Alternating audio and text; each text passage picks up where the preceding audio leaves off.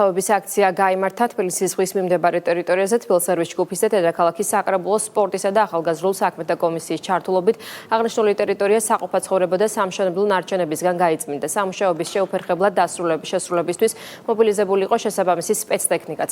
აქციის მთავარი მიზანი საზოგადოებაში ეკოლოგიური პასუხისმგებლობის ამაღლება და ბუნებრივი რესურსების გაფრთხილების მნიშვნელობაზე ხაზგასმაა. მარჯვენა კადრში თქვენ ხედავთ თბილისის დიდი ლილოს ნაგავსაყრელის მიმდებარედ დანაგვიანებულ, დაბინძურებულ სამგორის არხს, რომელიც მიედინება და ჩაედინება საბოლოოდ თბილისის ზღვაში.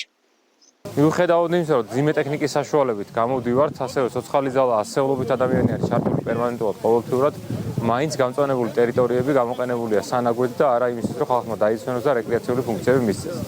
ამიტომ ვთხოვთ მოსახლეობას, რომ ყველამ ერთად შევინარჩუნოთ შესაბამისი სეზონისთვის არსებული რეკრეაციული სივრცეები, გავატაროთ ოჯახებთან ერთად სასიამოვნო დრო და ნუ დავანაგვიანებთ აქაურობა.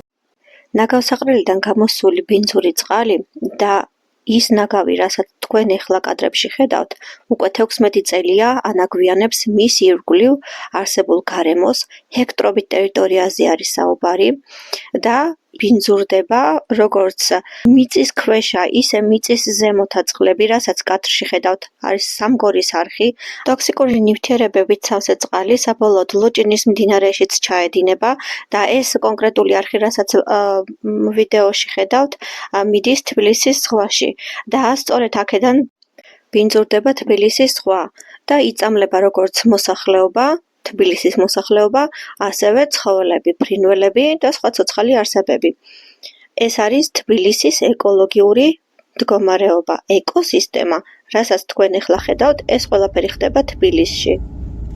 რეკრეაციაზე და გამწვანებაზე სანამ ვისაუბრებ და ხელს მოსახლეობისკენ გავიშვერთ, თითქოს მათი დაყრილი არის ეს ნაგავი ბუნებაში, მანამ კარგად გამოვიკვლიოთ, საიდან მოდის ეს ნაგავი, რასაც ხედავთ ჩვენ და უკვე 16 წელია ესეთი მდგომარეობაა. თქვენამდე შეიძლება დღეს მოაღწია ამ ინფორმაციამ და არ იცოდით აქამდე, თუმცა თბილისში ჰექტრობით ტერიტორიაზე აი ასეთი მდგომარეობა არის, სავსე არის ნაგავსაყრელიდან წამოსული ნაგვით.